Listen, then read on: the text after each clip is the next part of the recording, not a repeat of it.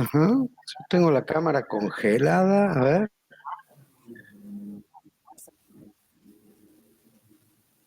Muy bien. Bueno, aquí estamos de nuevo en una nueva sesión plenaria de las jornadas Utopías o Distopías, los pueblos de América Latina ante la era digital.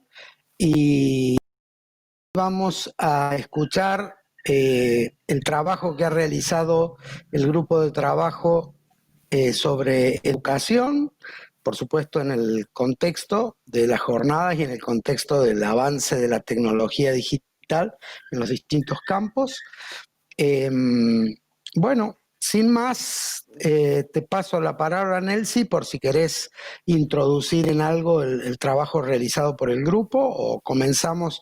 La idea es que tengamos un tiempo para el diagnóstico, tiempo suficiente, 1 hora, y si, bueno, si después hay voluntad de intercambio, hay preguntas, etcétera, nos damos otro rato para seguir conversando. Así que te paso la palabra, Nelsi. Gracias, Javier. Muchas gracias. Gracias a todos y a todas los que están aquí en la sala y los que nos van a ver después también. Efectivamente, vamos a compartir en este rato que tenemos la síntesis de un trabajo que ha sido intenso, que ha sido sostenido, que ha sido largo. Y que nos ha permitido alimentar este espíritu de colaboración y de producción de conocimiento colectivo, y creo que esto ha sido una de las cosas más lindas de estos meses de trabajo. El grupo temático de educación partió de un planteamiento básico, un encuadre básico que hicimos convocando a la participación en este grupo. Y muy rápidamente, a partir de ese encuadre, acordamos distribuir la tarea en 3 grupos temáticos, en 3 ejes temáticos. El primer eje vinculando más los temas de educación, virtualidad, aprendizaje. El segundo trabajando más sobre políticas públicas, y el tercero sobre formación docente.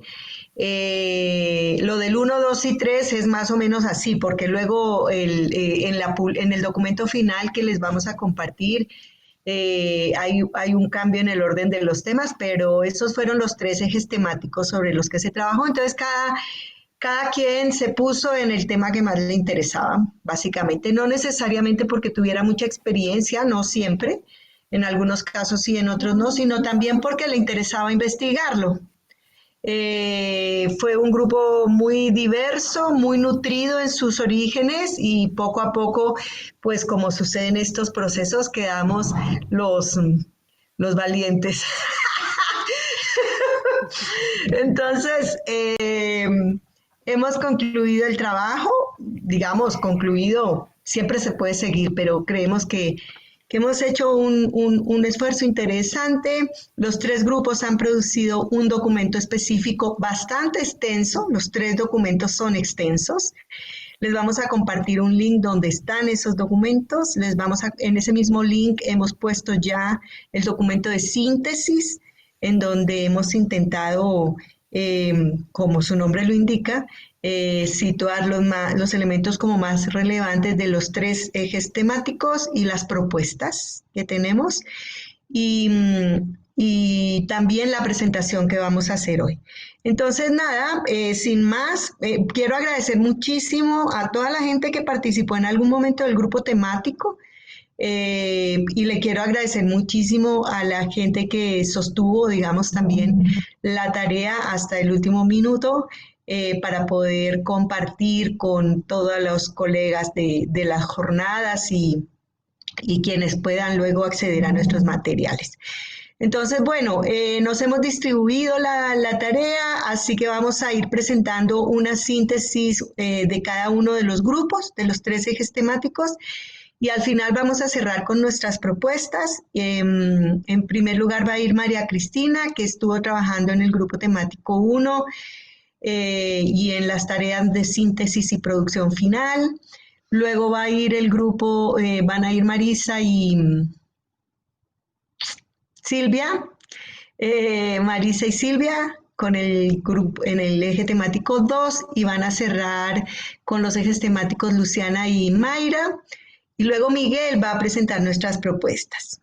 Hemos calculado más o menos 10 a 12 minutos para cada presentación como máximo. Y justo para dar lugar como a una conversación posterior si es que tenemos ganas de hacerla.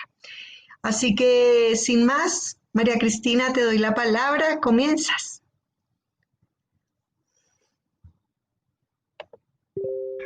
Ahí. Hola, hola. ¿Listo? ¿Se ve mi pantalla? A ver. Sí, ahora sí. Sí, se ve, se ve. Se ve. Ok. Bueno, como bien mencionó Nelcy, pues tenemos un documento compilatorio que va a estar al final de esta presentación y dentro del documento compilatorio tenemos los enlaces a los documentos específicos donde podrán ver de forma más extendida los aportes, ¿no?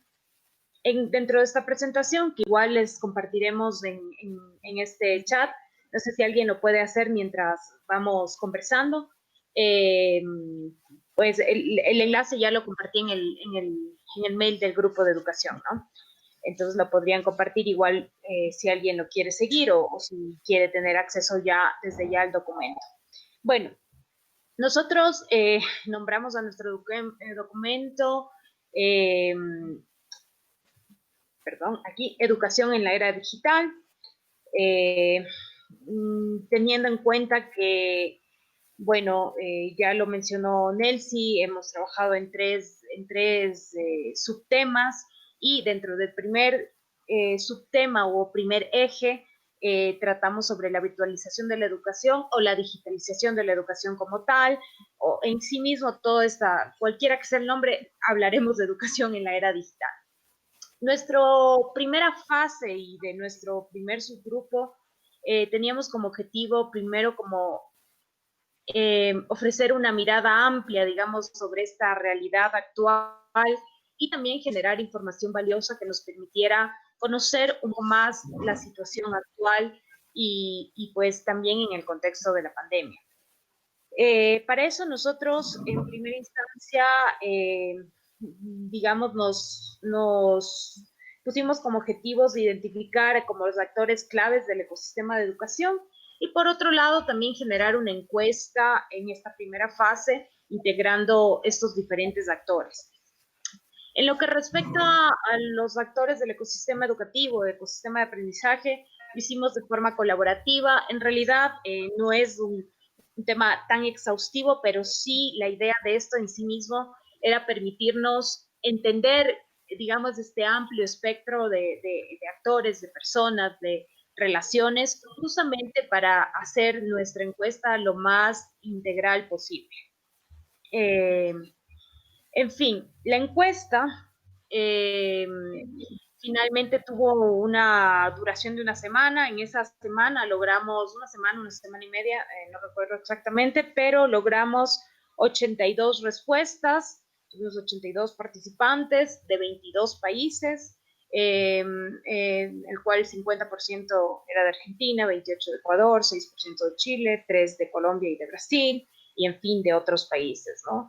El 73% de género femenino, el 26,8% de género masculino y no tuvimos ningún participante en otra identificación de género. También algo que nos interesaba muchísimo saber es desde qué rol, justamente pensando en los actores, en el mapeo que hicimos del ecosistema de aprendizaje, desde qué rol iban a contestar esta encuesta y bueno, en este caso nosotros tuvimos 4 roles donde el 67,1% contestaron docentes, ¿cierto? Fueron docentes, 11% autoridades, 9.8% familia o entorno cercano del estudiante y 9.8% de colectivos sociales enfocados en el tema educativo.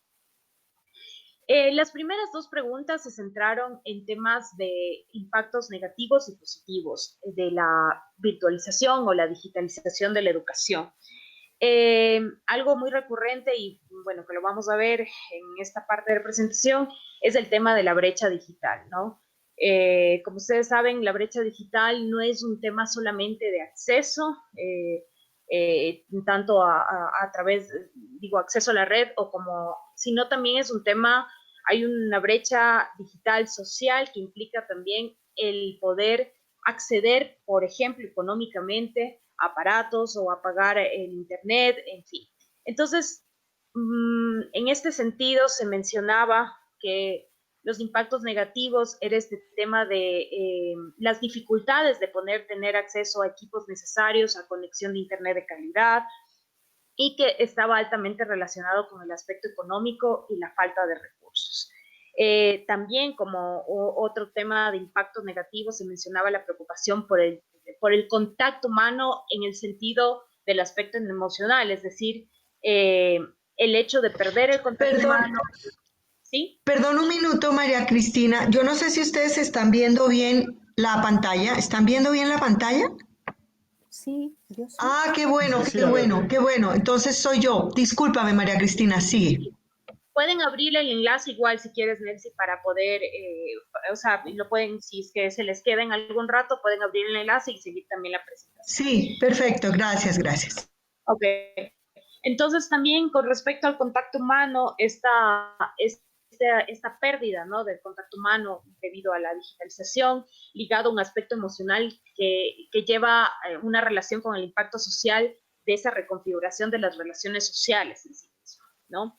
Entonces, dentro de los impactos positivos teníamos este tema de la capacidad tecnológica enfocado al tema de las oportunidades que permiten la tecnología, por ejemplo, grabar clases, usar nuevas herramientas, llegar a más hogares, entre comillas, porque eso también ya vamos a ver más adelante, de atravesar espacios asincrónicos desde el hogar, ¿cierto? Oportunidades de mantenerse vinculado a la educación a pesar de, por ejemplo, la pandemia, o mantenerse en un estado de educación constante a través de las plataformas, ¿cierto? Verlo como un proceso de superación, potenciar otras habilidades, todo eso como impactos positivos, así como también el tema de una suerte de oportunidad de desarrollo, digamos, de nuevas pedagogías, de nuevas posibilidades de acompañamiento a estudiantes, en fin.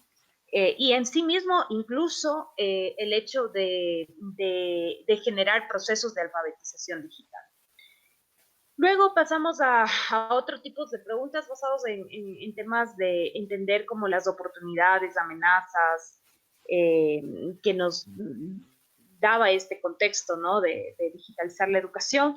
Y por un lado, con respecto a las oportunidades, se hablaba de la adaptación, entendiéndose como la posibilidad de encontrar, digamos, capacidades, habilidades de adaptarse a nuevos entornos, a mejorar destrezas digitales, a acceder a nuevos espacios, a nuevas comunidades, en fin, ¿no? Y también con respecto a la tecnología, el tema de llegar a lugares más remotos o alcanzar espacios a los que antes no se podía llegar. Y también la oportunidad de tener acceso al conocimiento. Sin embargo, y como lo podrán ver más con los compañeros que han hecho unos relatos con los docentes, hay otras circunstancias que también se han generado y que alimentan esa brecha digital, porque si bien es cierto, hay más oportunidad o hay la posibilidad de mantenernos en educación, por ejemplo, en el tiempo de la pandemia, hay muchas situaciones en las que las personas no tienen ese acceso y la tecnología suficiente para poder acceder. Con respecto a las amenazas, si bien es cierto, la reconfiguración del espacio educativo permite mayor alcance y posibilidad de un sinfín de elementos, de herramientas, también se ha ampliado la brecha digital y diría que la brecha digital social, es decir, que esas desigualdades presentes están también generando una brecha educativa en sí mismo, ¿no? De quienes no tienen esa posibilidad de acceder de la misma forma que otros a la tecnología. Otra amenaza también presentada anteriormente en los impactos negativos, el tema del contacto humano, la pérdida de los lazos emocionales, el empobrecimiento de las relaciones personales, el aislamiento, y en sí mismo todo esto que profundiza la lógica individualista, ¿no? que está tan presente en la actualidad. Dentro de las debilidades, algo que surgió o que destacó bastante es el tema del estado actual de la, digamos, de la capacitación de los docentes en los espacios pedagógicos, ¿no? Esa debilidad que está aún pendiente de docentes enfrentándose a planificar, utilizar herramientas sin tener ese conocimiento, todo ese respaldo incluso de todo un sistema.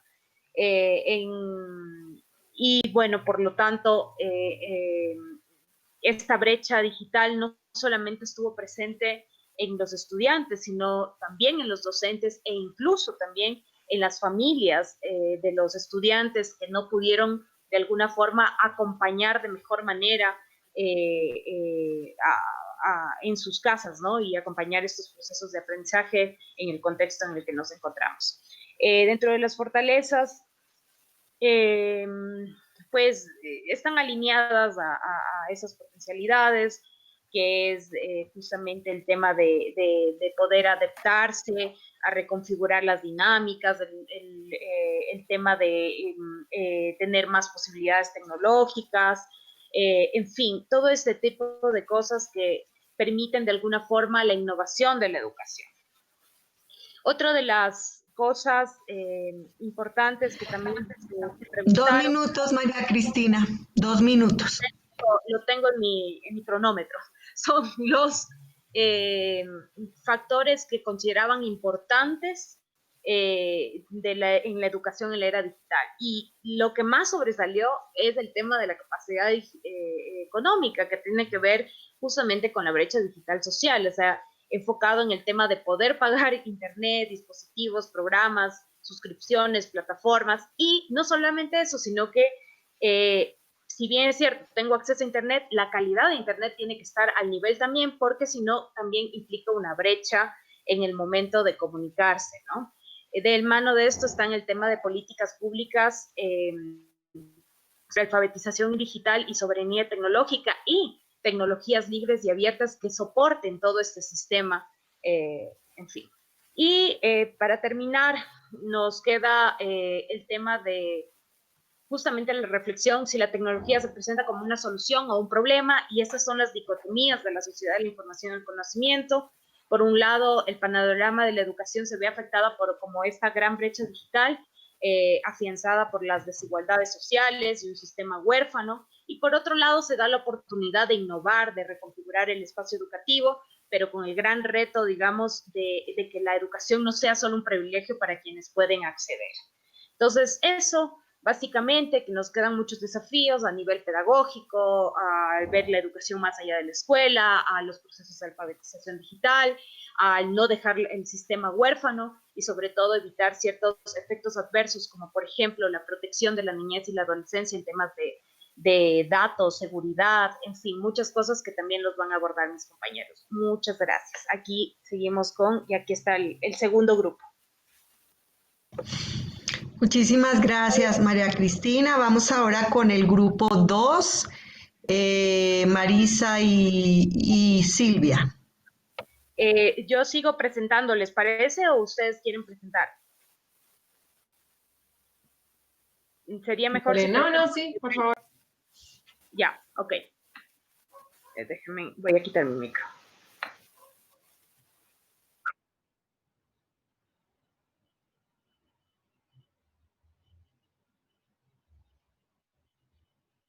Listos, me avisan cuando estén listos para. Sí, estoy lista. Ok. Puedes empezar cuando quieras. No. Bueno, sigue la diapositiva. Bueno, nosotros tomamos el tema el tema es Estado, Internet y educación. Y tomamos fundamentalmente educación porque consideramos que en realidad la clave en la cual vimos estos problemas son derechos humanos y el desarrollo humano.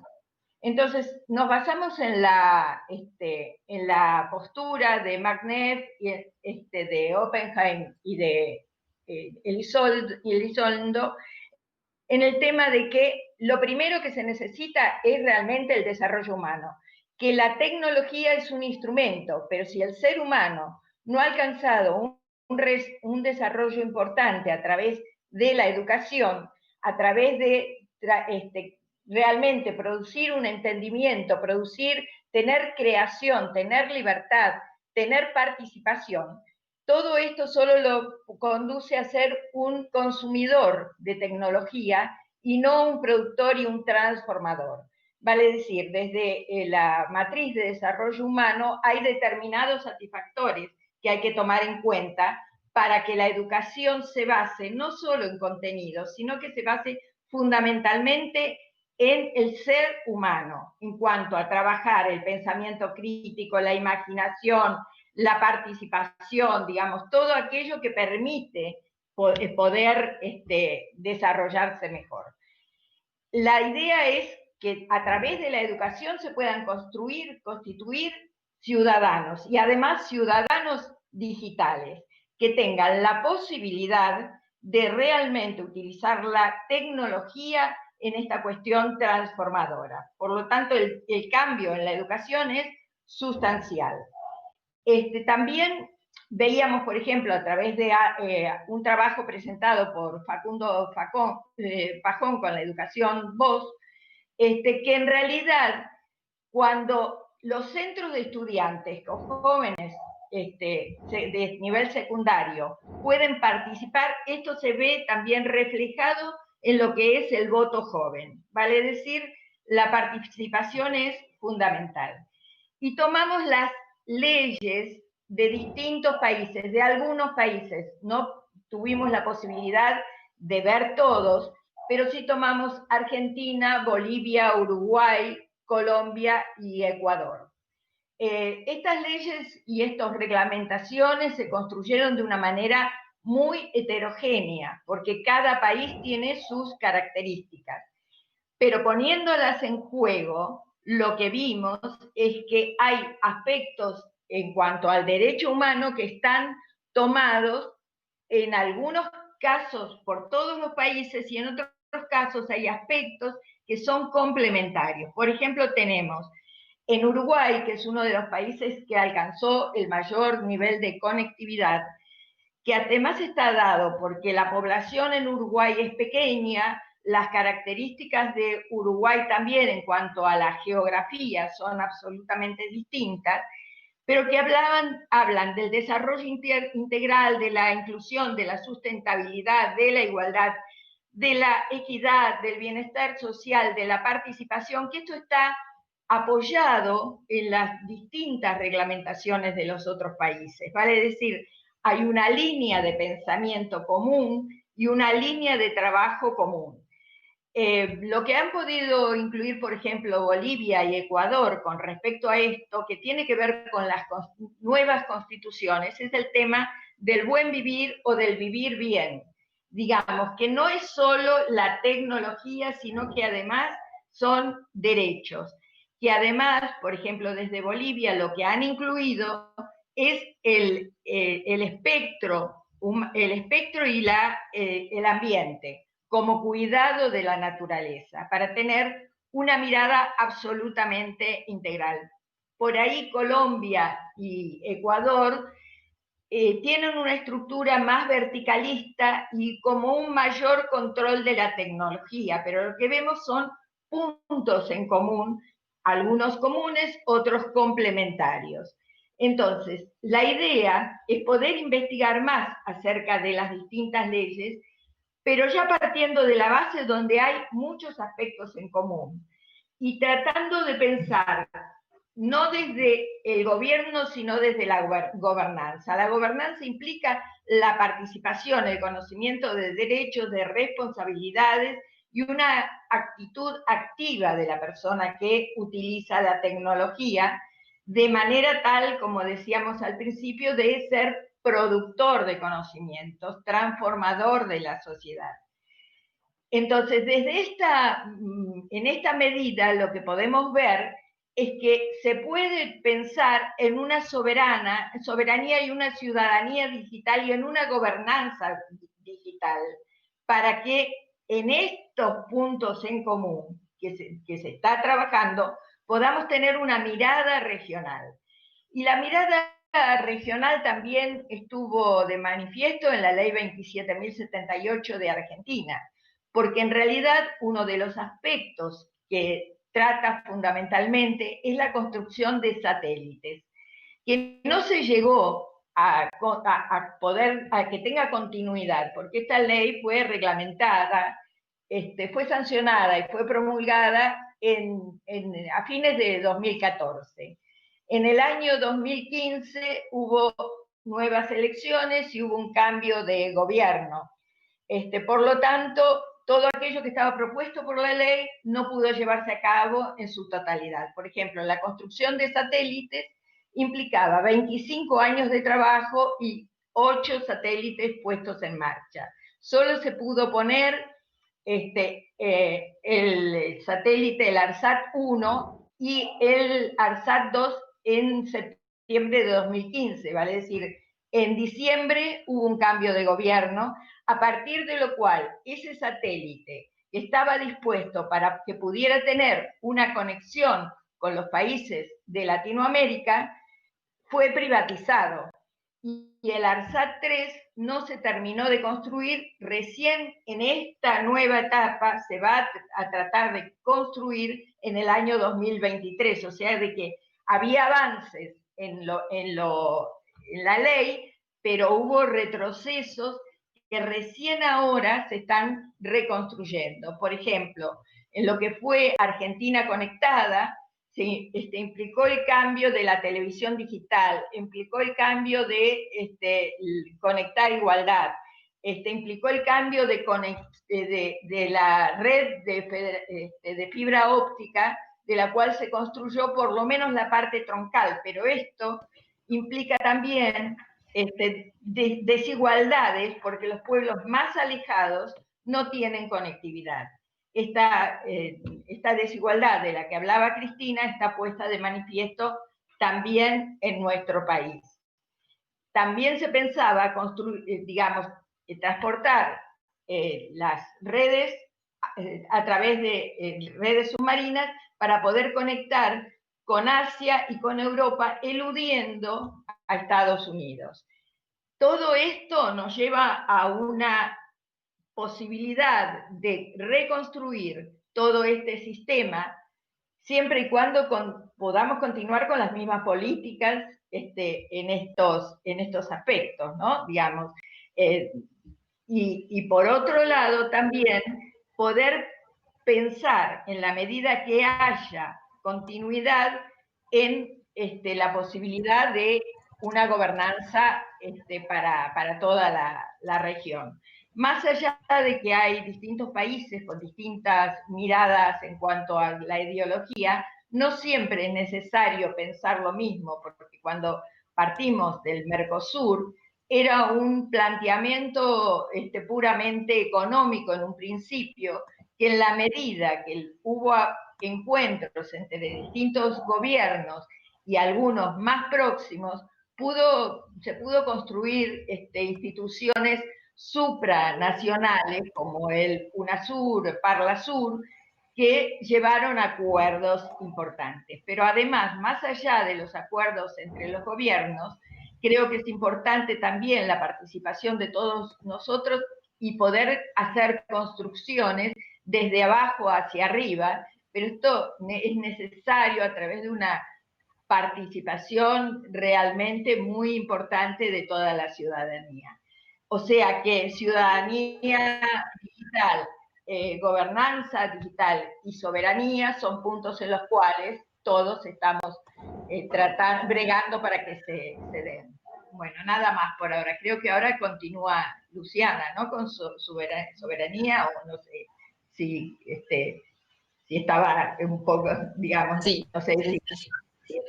3 minutos. Sí.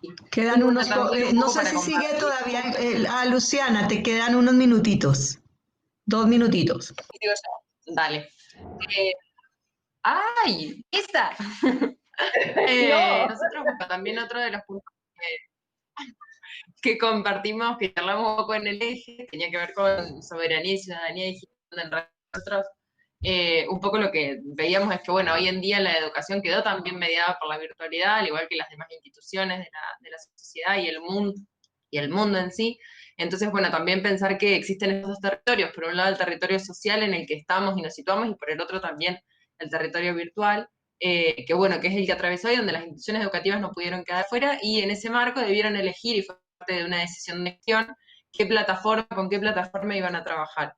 Entonces, bueno, en ese sentido, nosotros un poco lo que hicimos fue discutir, bueno, qué va a pasar con toda esa información, con todos esos datos, con todo ese conocimiento que las instituciones educativas, los docentes, las comunidades educativas van a compartir en esas plataformas, quién se va a quedar con esos datos y qué se va a hacer con esos datos. Un poco ahí, no los voy a compartir porque por ahí tenemos poquito tiempo, pero teníamos algunos datos de cómo habían avanzado, cómo se había ampliado el número de cantidad de datos que había en el mundo, en esto que le decimos la nube, también cómo creció y cómo se enriquecieron los dueños de plataformas como Google, también Zoom, por ejemplo. Y en ese sentido, un poco nosotros lo que echamos cuando decíamos, bueno, ¿qué hacemos frente a esto? ¿No? Entendíamos que, bueno, adhiriendo a lo que recién decía Marisa, la unión y la unidad regional es necesario para avanzar en la construcción de plataformas que devengan y que tengan que ver y que sean del campo del pueblo y no de las grandes empresas, porque también esto lo único que hace es ampliar esta brecha en los que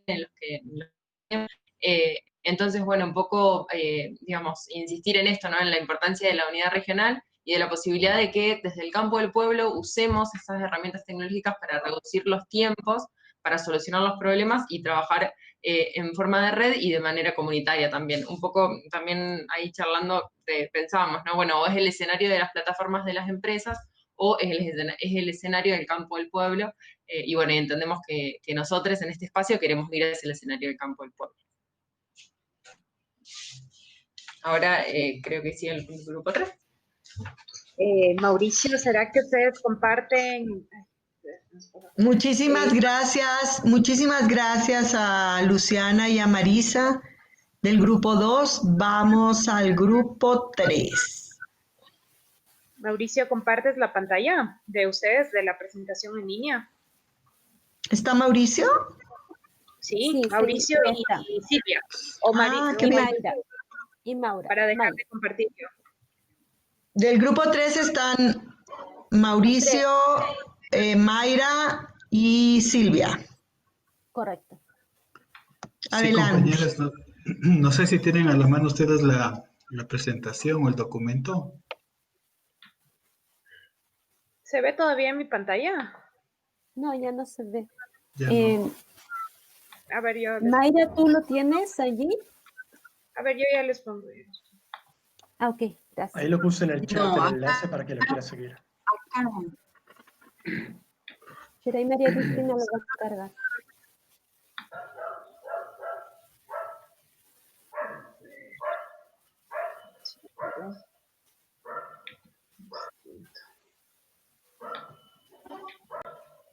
Ahí se ve.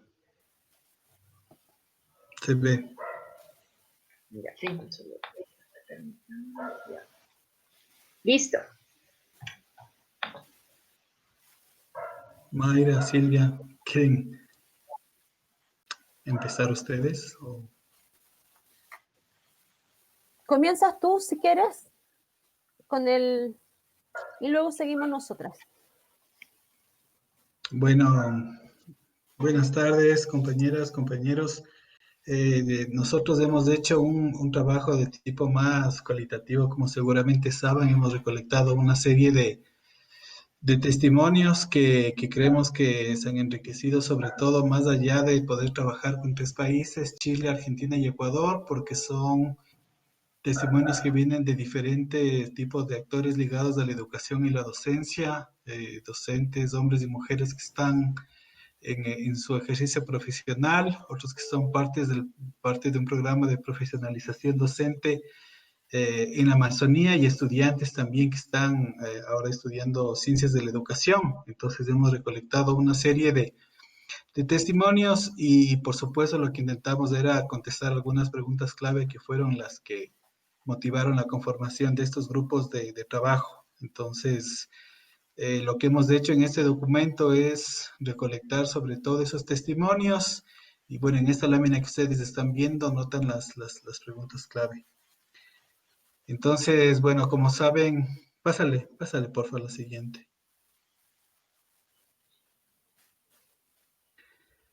Entonces, claro, nosotros empezamos con un poquito antes, porfa. Entonces, por supuesto, lo que hemos hecho es tomar un marco referencial, ver más o menos todo lo que se ha escrito, que ha sido bastante respecto al tema de los problemas, los retos que han tenido que afrontar los docentes en América Latina, y a través de los distintos relatos lo que hemos querido es primero, obviamente, recuperar su voz. Hemos visto que dentro de las discusiones, quienes están trabajando sobre el tema de la docencia son las instituciones tipo Ministerio de Educación u otras organizaciones del Estado, pero la voz de los docentes no ha sido considerada, por lo menos en mi país, en Ecuador, yo no he visto que salga a la luz, sino que más bien todos estos encuentros que se hacen, webinarios, de alguna manera muestran lo que dicen las instituciones educativas, y un poco como que se está tratando de ser diplomáticos en esa problemática que están afrontando los docentes, ¿no? Entonces, hemos considerado algunos marcos referenciales, el marco jurídico internacional sobre los derechos humanos, las propuestas de la UNESCO, que son como las que más claramente establecen los temas de alfabetización digital docente, y a partir de este marco es que nosotros hemos construido estas preguntas que nos sirvieron para los relatos, que tenemos varios a su consideración, ¿no? Relatos que obviamente tienen un componente muy subjetivo y que muestran no solamente los problemas que han tenido los docentes en relación a su trabajo, sino también cómo se han ido trasladando las tareas de docencia al ámbito doméstico, y cómo se han ido como entremezclando estas dos dimensiones, ¿no? La vida privada con la parte del trabajo. Lo que nos parecía interesante, y ojalá que así se pueda hacer, es ojalá que esas narrativas docentes sirvan a los propios profesoras y profesores que han participado para que puedan hacer un análisis de su propia práctica, ¿no? Entonces aquí un poco, como ven en esta pantalla, de lo que se trata es de construir a partir de estos relatos un método autobiográfico, que es un proceso de restitución que devuelve la experiencia. La intención es que ojalá los docentes y las docentes que han participado puedan volver a releer estos relatos y reconstruir nuevamente lo que ha sido la experiencia en pandemia y lo que seguramente seguirá siendo en los próximos meses. Pásale, porfa, la siguiente. ¿Quieres ahí, Silvia, Mayra, continuar con la clasificación? Bueno, gracias, yo continúo. Bueno, a partir de estos relatos que nosotros recopilamos de estos 3 países, nosotros, invitamos a participar a profesores, profesoras del sistema escolar público, profesores y profesoras en formación, o sea, estudiantes de carreras pedagógicas, y a profesores y profesoras formadoras de institución superior, ya sea universitaria o de los centros en que cada uno de estos países puede formar profesores. Por lo tanto, estos participantes tienen un mínimo común, ¿no? Que es la educación, unos ejercen en el sistema escolar, otros están estudiando pedagogía y otros están formando a los futuros profesores. A partir de allí, tomamos los relatos, analizamos los relatos y logramos levantar estas 5 categorías común para estos 3 países, que serían aprendizajes logrados durante la pandemia, retos y nudos críticos en la formación de docente, multiplicidad de funciones y roles de padres y docentes, recursos tecnológicos de los establecimientos educacionales para enfrentar los procesos de aprendizaje durante las pandemias y políticas educativas y el rol del Estado. Esas son las 5 categorías que nosotros logramos levantar a partir del análisis de todos estos relatos. Nos pareció también importante citar, ¿no?, algunos fragmentos de estos relatos para ir demostrando más bien cómo se fueron construyendo estas categorías. Por ejemplo, acá hay un relato de una docente chilena que dice: los nuevos profesores no saben usar una pizarra interactiva. Se asume que saben, pero no es así. Le llaman generación Z, millennial, nativos digitales. La verdad es que ellos nacen en el mundo digital, pero no saben. Hay que enseñarles. El prejuicio de saber es el peor error que se comete. Esta aseveración desde la percepción de una docente de sistema escolar se repite con profesionales tanto de Ecuador como de Argentina. Nosotros acá hemos extraído aquellos que son más o menos comunes. Por ejemplo, acá tenemos un relato de un docente de Ecuador que dice: ser docente, ser madre, ser responsable de la familia o ama de casa, entonces estas cosas se mezclan y causan un desconcierto o un dolor emocional al no poder atender a todas las necesidades que se presentan en este ámbito de pandemia que nos ha arrasado a todo el mundo. Acá también encontramos puntos en común con el anterior, ¿no? Si bien al parecer no, los nativos digitales hay mayor concepto de lo que en realidad ocurre, hay una distancia, ¿no?, entre la conceptualización y la parte operativa y pragmática. Bueno, acá entramos a este tema de la multiplicidad de funciones que todas y todos hemos asumido desde nuestra profesión, desde profesores, profesoras, de nuestros propios hijos y por supuesto también dueñas de casa y una infinidad de cosas. Lo mismo para los varones. Acá tenemos otro que rescatamos de una docente argentina. Dice: los docentes estamos readecuando nuestras prácticas con los recursos y conocimientos que tenemos de nuestros estudiantes. Desde el Ministerio de Educación Provincial también nos han llegado recursos, pero desde mi punto de vista falta un proyecto de permanencia de los estudiantes, acompañamiento en sus aprendizajes, objetivos vinculados al medio social, cultural de cada escuela y trabajo en red con las organizaciones e instituciones vinculadas al entorno. Esto también se repite en Ecuador y en Chile cuando se habla de los recursos. Al revisar las políticas educativas de estos 3 países, los instrumentos, los mecanismos, las medidas, los dispositivos que se han implementado por esta condición actual, hay una gran diferencia entre estos 3 países. Todos ellos han hecho algunos esfuerzos. No obstante, la implementación efectiva de esto depende de las características sociales, culturales y económicas de las familias. Y una vez más, las personas más vulnerables se ven afectadas, ya sea porque encontramos situaciones extremas donde hay dificultad con la electricidad, por supuesto también con la internet y en otros lugares donde no están estas dificultades, pero no están, ¿verdad?, los equipos. Y en otras sí están los equipos, pero no está la preparación de los padres, madres, que han debido asumir el rol de profesor, de maestro. Bueno, acá hay otro relato, si quiere avanzamos. Quedan 2 minutos. Avancemos para que Maura pueda Eso estaba por referir a las decir. conclusiones de este estudio.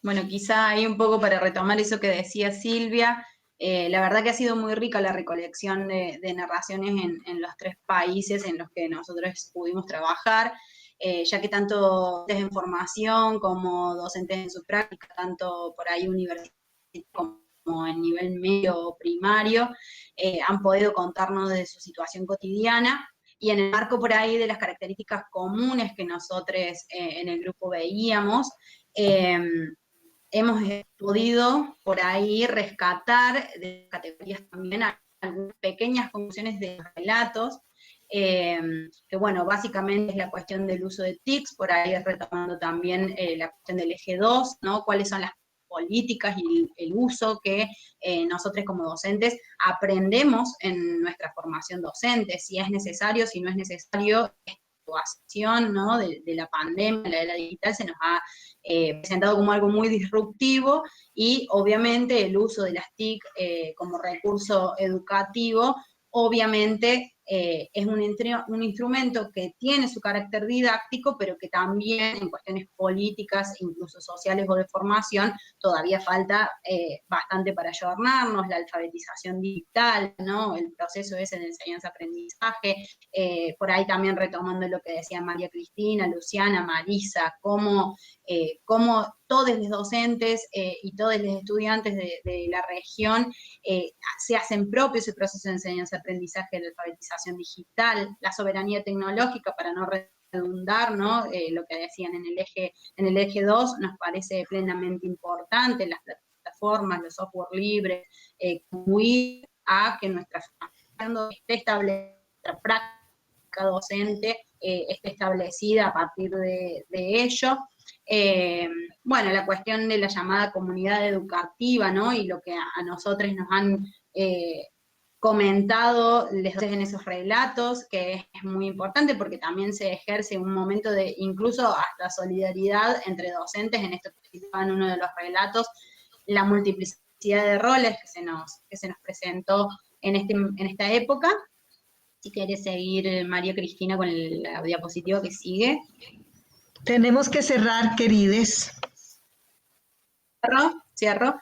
Bueno, y esto, volver a lo del proyecto regional, lo del proyecto político formativo, lo del trabajo docente decente, le pusimos nosotros, quizás poder ahí establecer criterios que justamente puedan proteger nuestro trabajo como docente y establecernos desde la formación docente. La cuestión de la brecha de género, que nos pareció súper importante, que con Silvia y Mauricio lo charlábamos, muchas docentes mujeres en multiplicidad de roles en sus hogares, y bueno, también por ahí adecuarnos a lo que decían en el eje 2 y en el eje 1, hay brecha digital, hay brecha de género, hay falencias en nuestra formación docente, en nuestra práctica de enseñanza-aprendizaje, y nos parece que una de las más grandes salidas es tener un proyecto que sea político, formativo, regional, de toda Latinoamérica, que tenga soberanía digital y que nos permita, porque obviamente estos docentes que nos han dado sus relatos, establecer la educación que necesitamos en toda la región. Muchísimas gracias al grupo 3 y cerramos con una síntesis de las propuestas que han salido de todos los grupos que recogemos, digamos, como grupo en conjunto, y las va a presentar Miguel.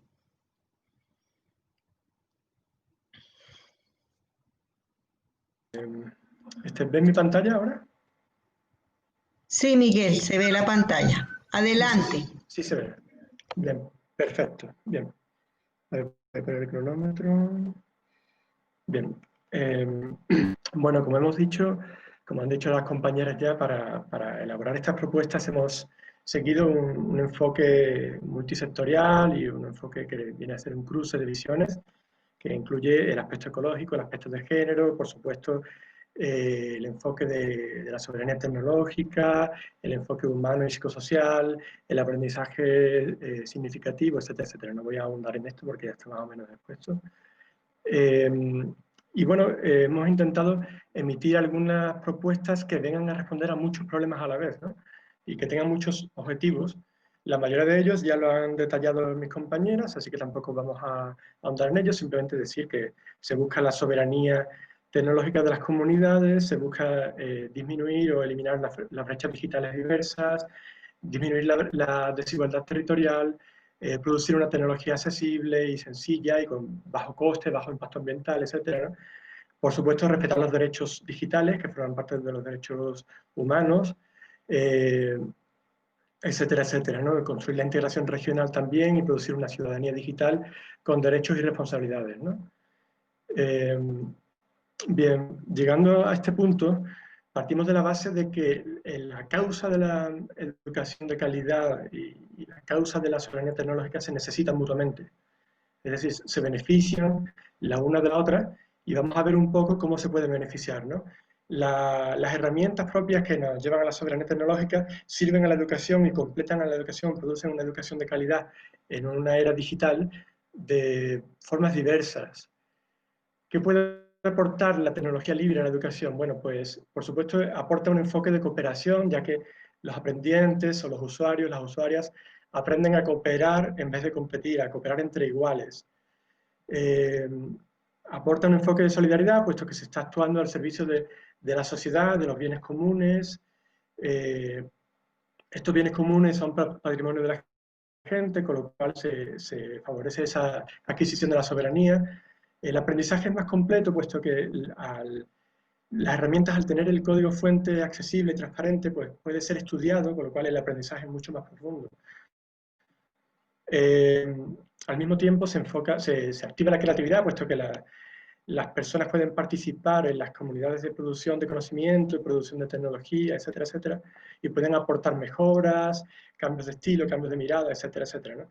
Se reducen costes, puesto que el trabajo se divide, puesto que no hay que pagar las onerosas licencias una y otra vez de ciertas plataformas, ciertas herramientas, etcétera, etcétera, ¿no? La autonomía, el aprendizaje de la autonomía es innegable con estas herramientas, y lo más importante de todo, quizás, o una de las piezas más importantes, es que estas herramientas, al ser transparentes y auditables, garantizan o nos dan un mayor control sobre la seguridad y la privacidad que necesitan la sociedad en general y en particular la comunidad educativa y los menores.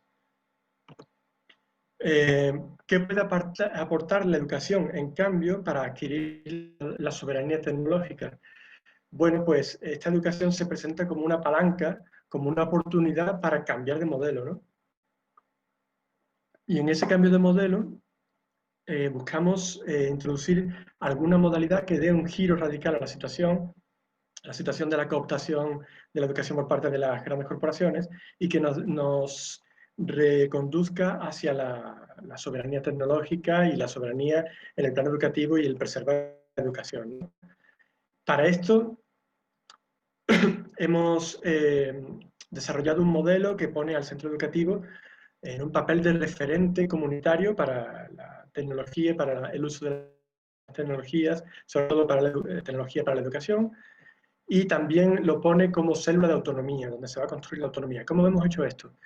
Bueno, el centro educativo sería una referencia en cuanto produce servicios digitales seguros, ofrece servicios para la comunidad educativa, también ofrece información de referencia y con criterios determinados, con criterios comunitarios, ¿no?, que pueden utilizar los miembros de la comunidad, y al mismo tiempo ofrece o debe ofrecer capacitación digital crítica, no solamente para la comunidad escolarizada, sino también para las personas que la rodean, las familias, los vecinos, etcétera, ¿no? Para producir un centro educativo que sea célula de autonomía, utilizamos un símil, que es el símil de la producción agroalimentaria y de este plano del consumo, ¿no? Y por eso usamos la metáfora de aprender a la soberanía requiere ver la vaca, ¿no? Partimos de la idea de que las niñas, los niños hoy día, y muchos adultos también, ¿no? Viven el consumo de la alimentación como quien cree que la leche viene en botella y viene en tetrabric, pero no sabe muy bien cuál es el proceso de producción de la leche o de los cereales, etcétera, ¿no?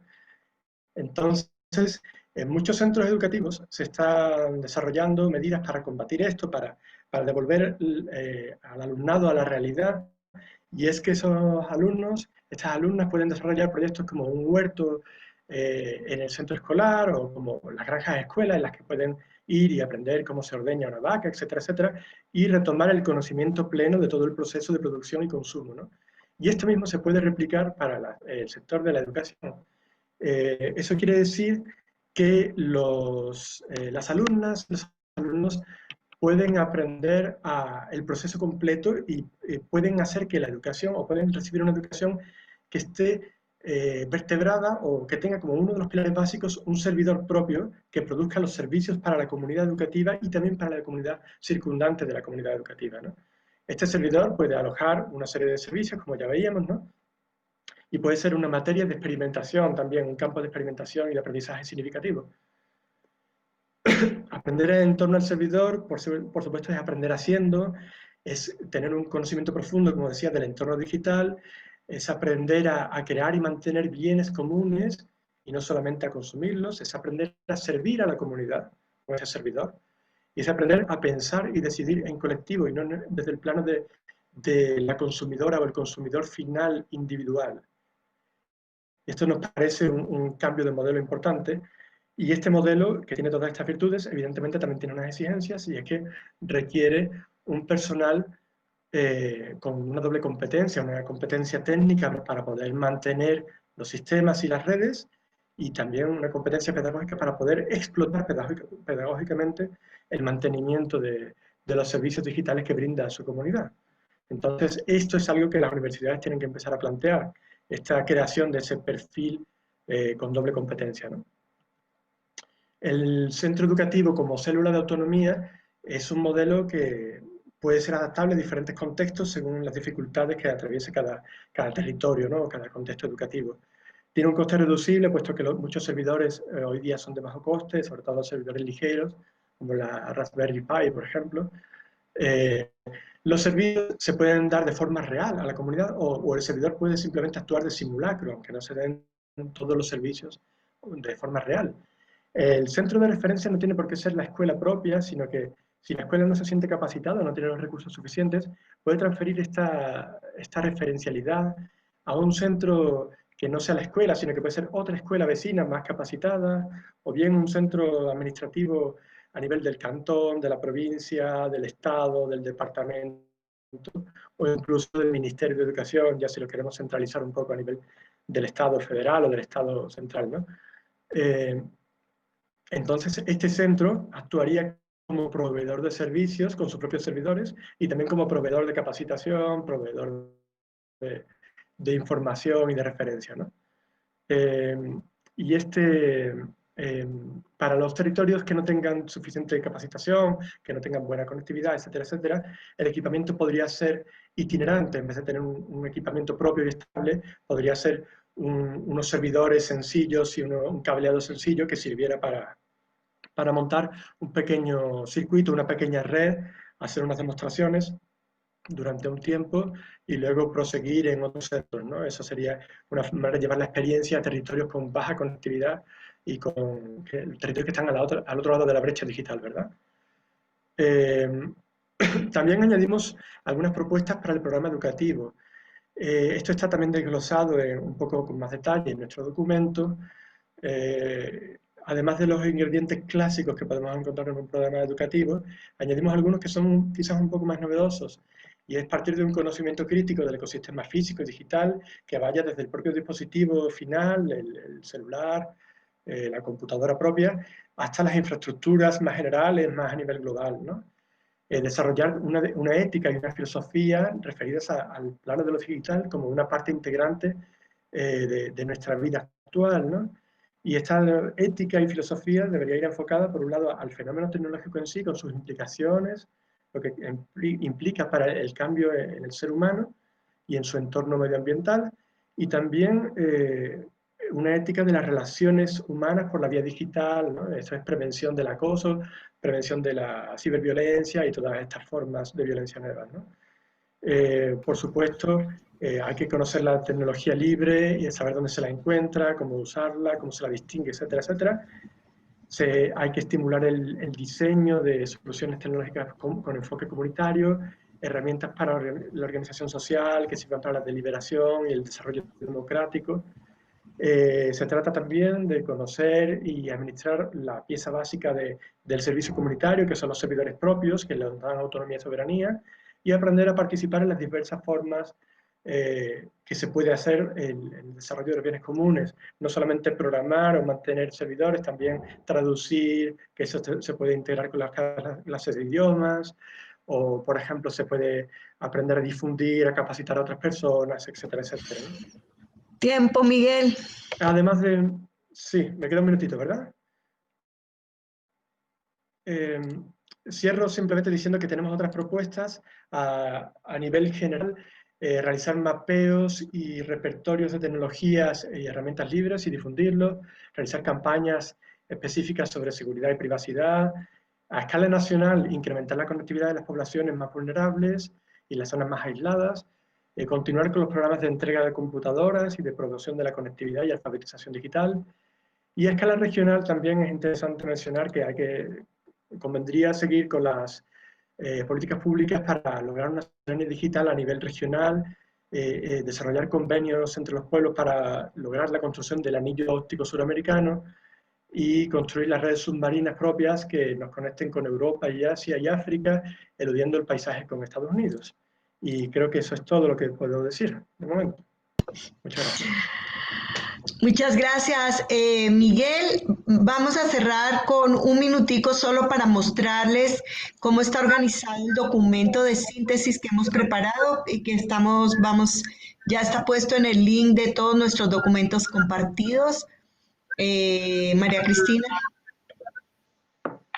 Sí.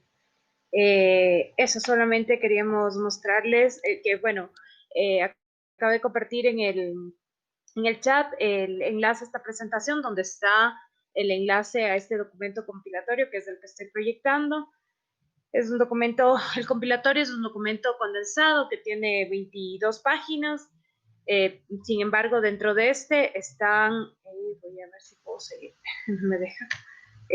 Dentro de este están también los enlaces justamente como notas al pie.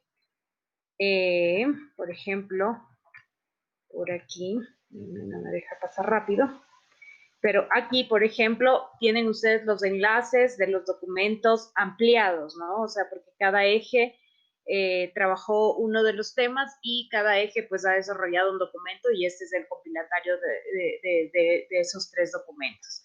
Entonces ahí pueden encontrar en las notas al pie esos documentos y en la presentación, que es el enlace que compartí, pueden también encontrar este documento tanto en una versión PDF descargable como en una versión donde se puede comentar, porque la idea que teníamos de principio como grupo es que sea un gran borrador donde todos puedan aportar y justamente por eso lo hemos puesto en versión de comentarios para que puedan comentarlos y agregar lo que ustedes crean que puede enriquecer este documento.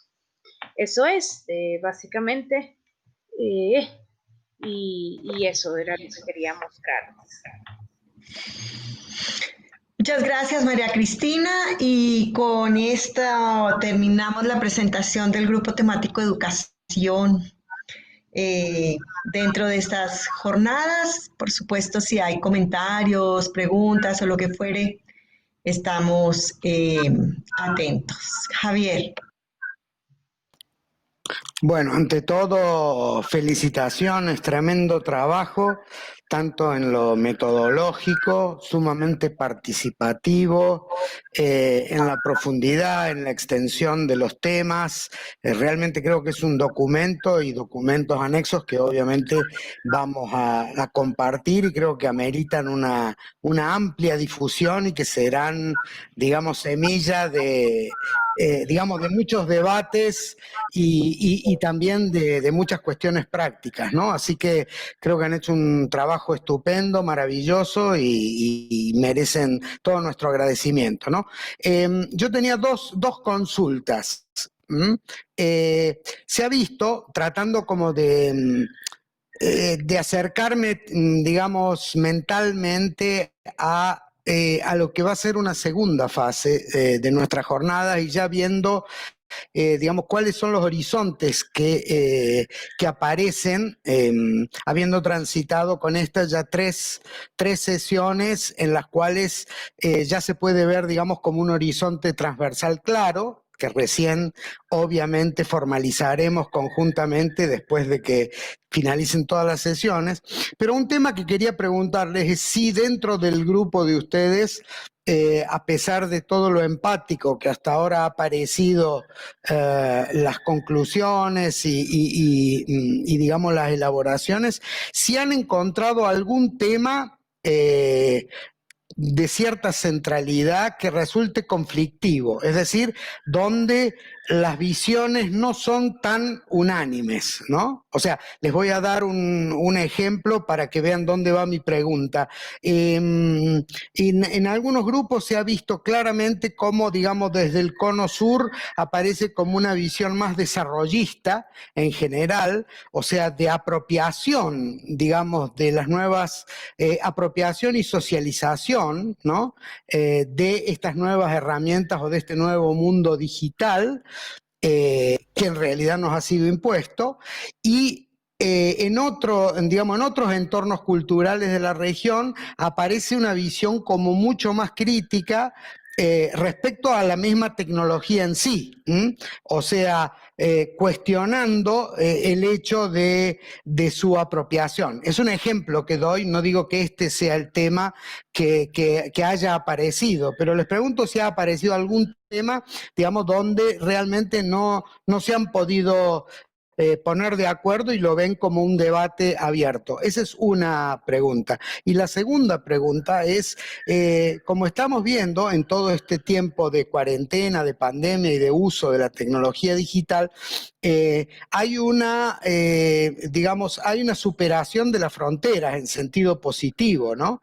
Este mismo hecho de conocernos y de estar intercambiando, discutiendo, o sea, se ve profundizado, personalizado por estas tecnologías que nos permiten hacer muchas cosas, digamos, atravesando fronteras. ¿En alguna parte les ha aparecido en el campo de la educación, digamos, la posibilidad de la superación a través de estas tecnologías de las fronteras formales, nacionales? Es decir, por ejemplo, mientras ustedes hablaban, yo me imaginaba que en determinadas materias, en determinados momentos, digamos, educativos, pudiera ser muy interesante compartir, ¿no? Que, por ejemplo, un docente de, no sé, de Haití irrumpiera en una clase de Bolivia o de Brasil. Es decir, si les ha aparecido esta suerte de posibilidad supranacional, soberana siempre, digamos, pero que va más allá de la soberanía formal de nuestra institucionalidad educativa actual. No sé si se entienden las consultas, esas serían, no sé quién quiere abordarlas.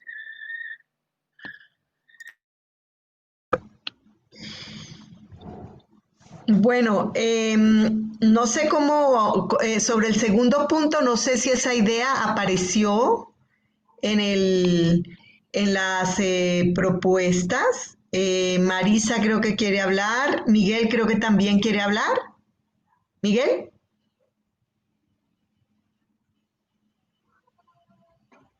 No. Está bien por mi parte de momento. Ah, ok, pensé que habías pedido la palabra. Ok, Marisa, si quieres, tú intervienes de comentarios.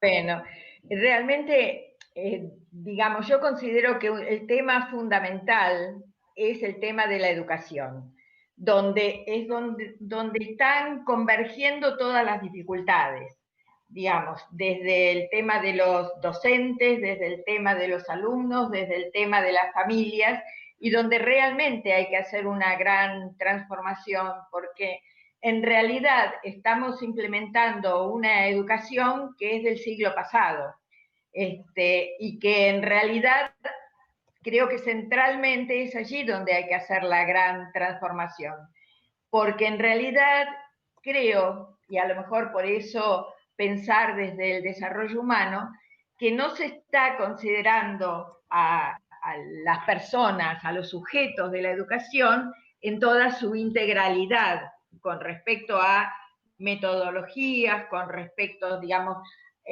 a las propuestas, ¿no? Cuando Miguel hablaba con respecto a esto de pensar en el proceso, digamos, desde la vaca hacia la leche, creo que hay que cambiar totalmente la mirada. Primero, estamos como en una tensión entre dos aspectos diferentes. Uno de ellos es el avance tecnológico, estar insertos en una revolución, en la cuarta revolución, y apelando a métodos educativos totalmente del siglo pasado.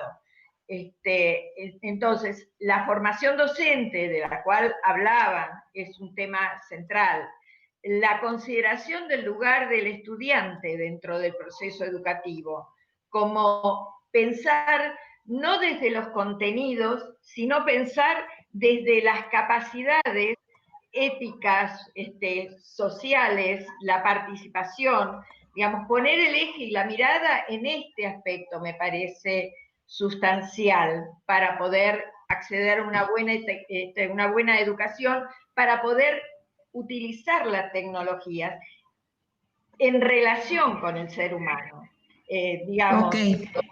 Pensaba por ahí a lo mejor en lo que es aprendizaje basado en problemas para resolver situaciones, o en lo que es el aprendizaje basado en las necesidades de una comunidad para poder interactuar, desde la transversalidad, desde la integración de las distintas asignaturas. Pero esto creo que es el fondo de la cuestión para poder utilizar Gracias. las... Ok, Marisa, gracias. Silvia y Miguel levantaron la mano. Yo voy a hacer dos comentarios breves a tus preguntas, Javier. A la primera, la verdad es que no sé qué piensan mis colegas, pero yo no detecté en realidad como puntos de perspectivas distintas, ni discusiones en términos de enfoque frente a los ejes que abordamos. La verdad yo no creo creo que estábamos bastante alineados en términos de enfoque como grupo temático. Y en relación con lo segundo, yo no estoy segura de si en algún grupo esto que tú mencionas se conversó.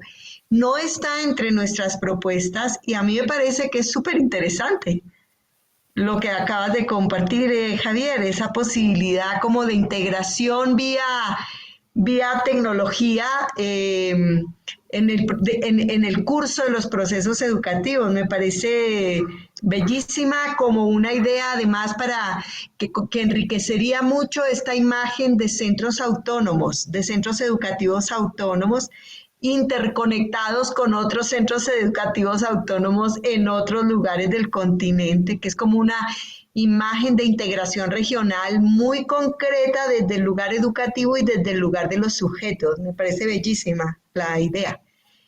No se nos ocurrió a nosotros, qué pesa, pero es una gran idea. Bueno, Silvia y Miguel. Gracias, Nelcy. Mira, yo lo que quisiera destacar y que quizás pudiéramos ahondar en algún momento es que, si bien es cierto, los países tienen políticas, ¿no?, de formación docente en relación al uso de las tecnologías para el aprendizaje. Sin embargo, nuestros niños no saben utilizarlas y nuestros profesores tampoco.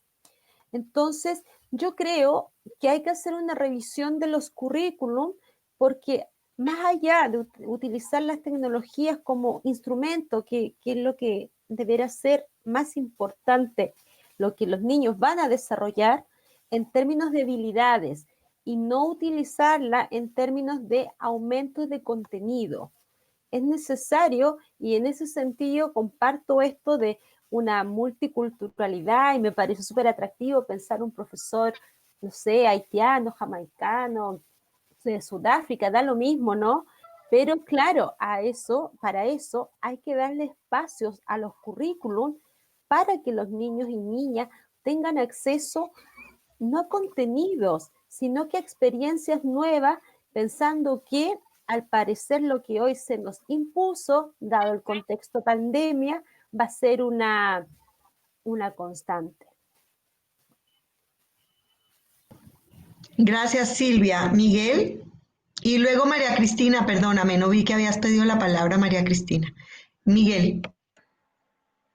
Sí, por responder a Javier, la primera pregunta de si había algún punto así de disenso o algo parecido, ¿no? Yo creo que en el grupo no vi mucho, ¿no? Pero sí creo que hay una especie de debate no resuelto quizá en el interior de muchas de nosotras, ¿no? Que sería la dialéctica entre más digitalización y menos digitalización, ¿no?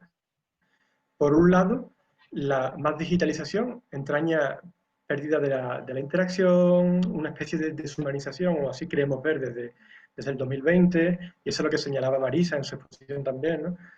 Pero por otro lado, tampoco si dices menos digitalización o ninguna digitalización vas a dejar a ciertas comunidades al margen de un proceso de globalización que hoy día es relevante, ¿no?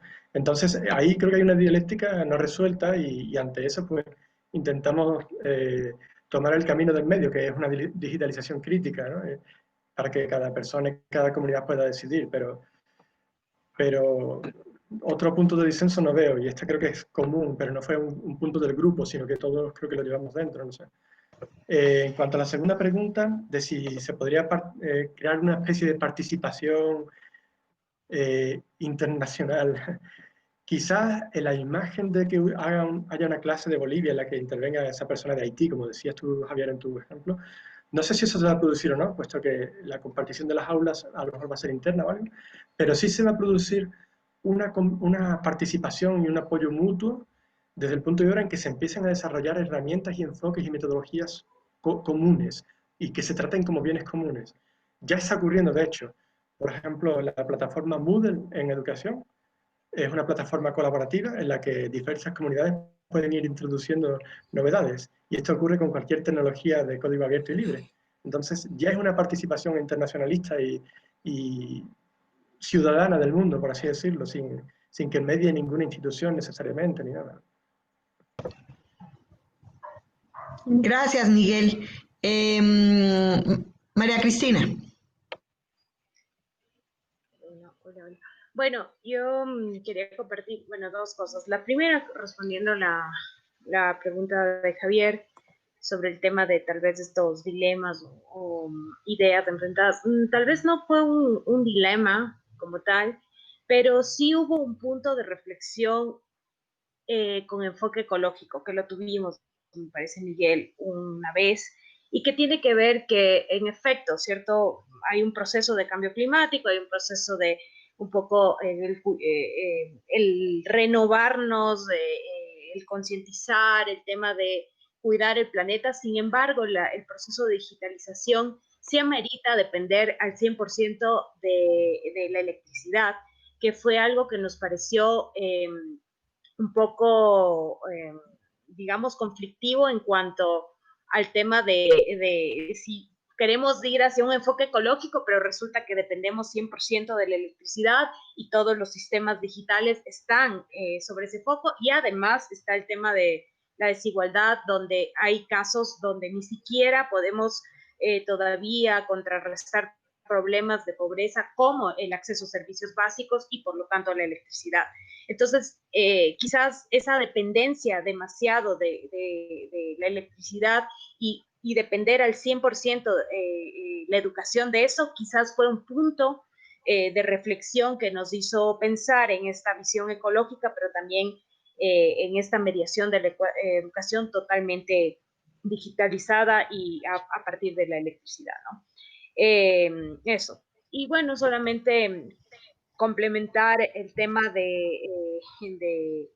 bueno, tanto de esta propuesta que hacía Javier o a su vez lo que decía Silvia de algunas cosas de los currículums o de algunas competencias. Bueno, yo en los últimos 4 años me he dedicado explícitamente a estudiar competencias digitales en el marco de mi doctorado y básicamente hay muchísimos frameworks, marcos de referencias de competencias digitales y realmente lo que me hace pensar es en el tema de la competencia. Bueno, se piensa en la competencia de aprendizaje para lo largo de la vida. Ya no hablamos de aprender a usar herramientas, sino de competencias que impliquen por ejemplo, el tema del aprendizaje significativo, una competencia más enfocada a un enfoque crítico, ¿cierto? Estamos hablando de competencias que no son enfocadas justamente en herramientas, sino más bien en otro tipo de, incluso una visión proyectiva de la vida como tal. Y entre esas hay una competencia que se llama competencia global. Y justamente ahí entrarían todas estas formas de relacionarse globalmente y este enfoque de la globalización, pero más significativo, o sea, como apropiarse de Internet en un campo global y bueno, también aprovechar estas distancias diferentes que la tecnología nos permite para hacer otro tipo de relaciones y generar otro tipo de experiencias de aprendizaje, ¿no? Entonces, en realidad, en temas de competencias, los marcos aún no se han puesto, digamos, de acuerdo, pero cada uno tiene su marco, el marco UNESCO, el marco de la Unión Europea, el marco de la OCDE, el marco de varias instituciones internacionales, pero justamente sí se está hablando más de competencias de aprendizaje a lo largo de la vida que de uso de herramientas específicas. Y siempre tratando de motivar el tema de el desarrollo personal, social, la participación ciudadana y el trabajo, así como actividades de ocio. Eso nada más para complementar. Muchas gracias, María Cristina. Bueno, no sé si hay alguna otra intervención o comentario. Eva. Sí, muy breve. Bueno, felicitar a compañeras, compañeros, colegas. Muy, muy lindo escuchar el trabajo, muy compacto y lo vi muy sólido conceptualmente y muy similar, digamos, las perspectivas. Por eso la pregunta de Javier me hizo pensar un poco, como señaló el colega, no tanto en las contradicciones, digamos, internas, en las tensiones, sino en los dilemas en los que nos enfrentamos. Y bueno, acuerdo, me parece, en esa tensión, ¿no? De tecnologizar los espacios educativos o no. ¿Cómo?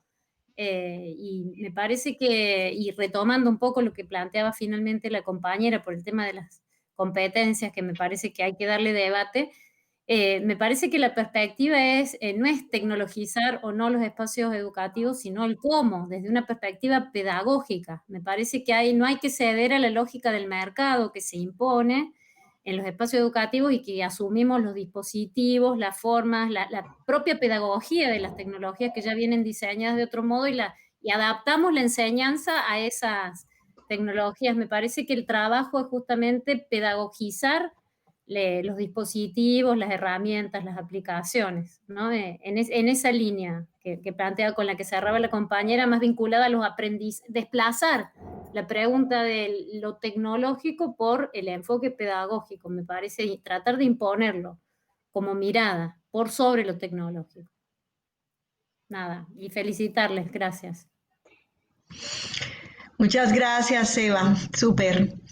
¿Algo más? Sally está preguntando qué es lo más relevante de todo para compartir con los demás compañeros y compañeras de las jornadas, y yo ya le puse que todo. Sally, hicimos un documento síntesis de 22, 24 páginas, intentando como destacar tengo que decir que es un poco difícil porque los documentos de cada grupo son sumamente extensos y sumamente ricos. Pero creo que compartir ese documento y la presentación de hoy estaría bien, porque además, como lo dijo María Cristina, en el documento están los links a los documentos más extensos, así que el que tenga interés en ir a alguno de esos documentos lo va a poder hacer sin problema. Eso diría. Muchas gracias, Sally, por tus felicitaciones. Nosotros también estamos muy contentos con el trabajo. Esa es la verdad.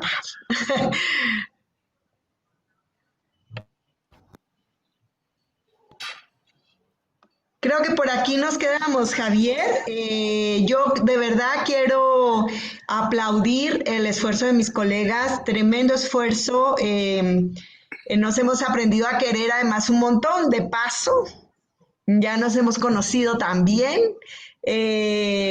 porque no, en realidad no nos conocíamos, la mayoría de los que estamos acá, creo que solo Miguel y yo nos conocíamos. Y entonces, aparte de quedar con documentos y demás, nos quedamos con amigos y con amigas y con gente con la que compartimos horizontes y militancias. Así que eso quizás es lo mejor de este hermoso proceso que hemos hecho y seguro que vamos a seguirla, porque lo que sí creo que es fundamental es haber integrado el eje de educación en estos debates. Creo que ha sido muy importante para quienes estamos en el campo educativo, pero que también es muy importante para quienes están en otros campos y en los temas también como más vinculados con soberanía y digital y todas estas cosas. Creo que son como, creo que hemos ganado todos, de todos los costados. Así que muchas gracias más bien, Javier, por toda la coordinación general y por haber aceptado, Javier y Sally, la incorporación del eje de educación en estos debates. Por mi parte, una apreciación final.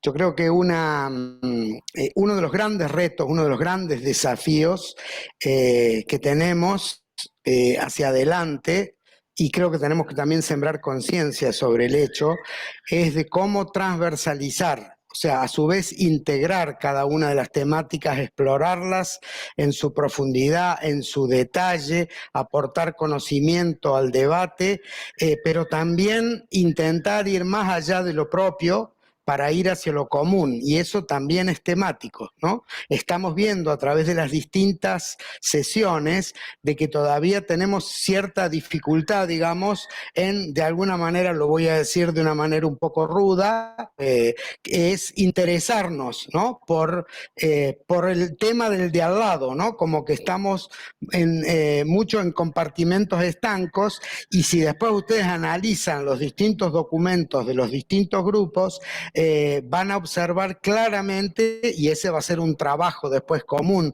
de estas jornadas, de puntualizar aquellos ejes compartidos que atraviesan absolutamente a todos los campos, ¿no?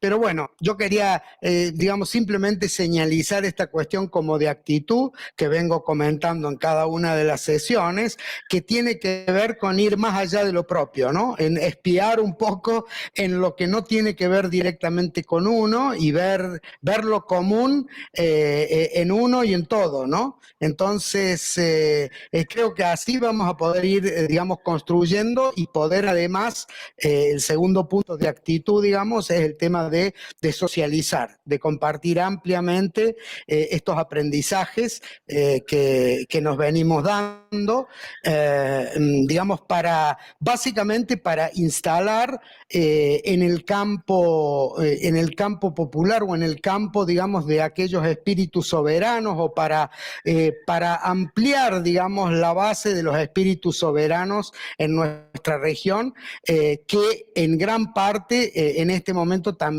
van a tener que ver con el uso y la apropiación de las tecnologías, ¿no? Entonces, un par de elementos simplemente intangibles que quería agregar, digamos, que constituyen de alguna manera el espíritu de las jornadas, ¿no? Es decir, salir del coto propio, ir hacia lo común, transversalizar los debates y ampliar, digamos, sensibilizar ampliamente a donde cada uno tenga llegada para que, digamos, la gente misma tome este tema de la soberanía digital y sus implicancias como bandera propia. Eso es todo por mi lado. Gracias. Gracias, Javier. Gracias a todas y a todos. Y nos despedimos entonces. Mil gracias. Muchas gracias. Que dejarte la grabación, todo eso, tomar en cuenta. Cuídense.